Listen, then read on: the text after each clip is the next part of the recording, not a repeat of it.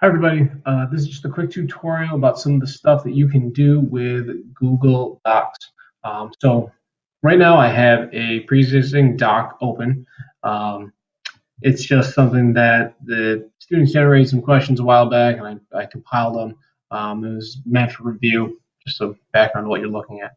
But there's a whole bunch of stuff you can do with Google Docs that's beneficial educationally. The first and foremost is the fact that you can have students share these documents with each other and with you, um, which really gets the idea of a revision process. That's one of the key things that can happen. So, right off the bat, let's say I said I wasn't sure about this use of the word hypothesis.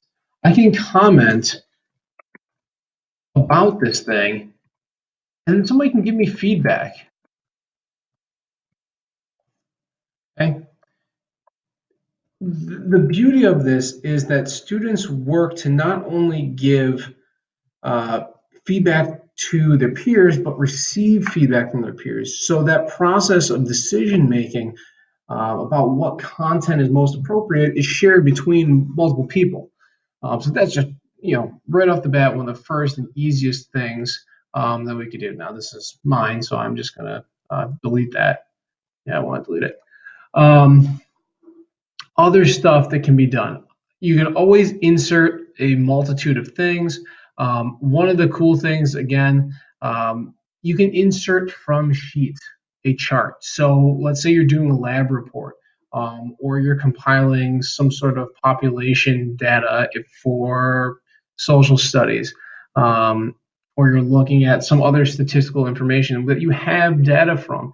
You can actually import graphs that you've created in Google Sheets right into a Google Doc, and that data will change in real time. So if you, let's say you start writing your report and your data is not completely finalized yet, but you have enough to start, you can put that in there, and then as you change your data, the chart itself adjusts to whatever you're putting in. You can always put in drawings, you can put in equations. Um, Images is always neat because you can go and search them online as you're doing that, and you can always hyperlink any of your text to something else, which is always beneficial. One of the really neat features about this is that if you right click on any of the words, you can always go down to these two options right here. You have define hypothesis, will give you a definition, and the research hypothesis is essentially like doing a Google search for that term. It happens right in the document. You don't even have to open a new window or anything. Um, and all of this stuff is there available to you. Now, it's especially helpful, for example, if students are writing a report and need some sort of graphic in here. So let's say they needed an image. Um, by clicking here and looking at the usage rights, anything that's basically Creative Commons that's free to use is going to show up in that section. And you can click on that and say, all right, I just want things that are free for me to put in here. Um, Now, they're not going to necessarily get the greatest quality all the time doing that, but they can know that they won't have to worry about infringing on any copyright if they select that option. So there's a whole bunch of different things that we put in here. Dictionary, which is just your basic definition of it. There's all sorts of different things that can be selected and manipulated and inserted. And right off the bat, you have export and cite as your options.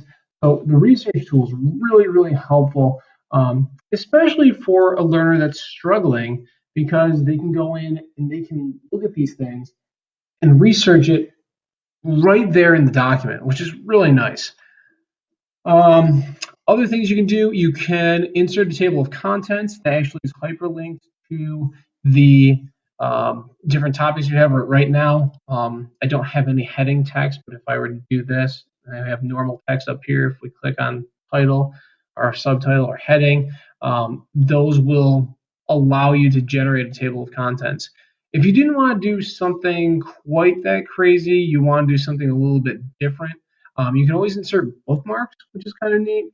So let's say that, cells and biochemistry here, we need to Come back to that at some other point in time. If I insert my bookmark right there, right with cells and biochemistry, let's say, I don't know, that's going to come up, right, here's a bacterial cell. So I want to reference the word cell. If I right click it and go to link or click link up here, either way, you have a whole bunch of options. And one of the options is bookmarks. You'll notice the bookmark here for Unit 2, Cells and Biochemistry. If we hit apply, when I go to this and click on it, it bounces me right back to that as a reference, which is great for if you have a piece of reference somewhere else in there that the students can go find that. So I'm going to undo this thing, get rid of that, but that's an option that the students have. So those are just a couple of things that come with Google Docs. The other thing that's really nice is add-ons. Um, you can almost find an add-on for anything that you want. There's just a couple of ideas in here. GMath is good for creating math expressions. Uh, you have the equation editor in here anyways, so that's not as necessary. Things like Kaizena give you uh, audio notes for students. Um, Here, Orange Slice lets you do rubrics. There's so many different add-ons that basically, if you're in a doc and you have a question about whether you can do something or not, if you search for the add-ons, you can probably find something that'll work for you. So again, these are just some of the things that you can do with a Google Doc.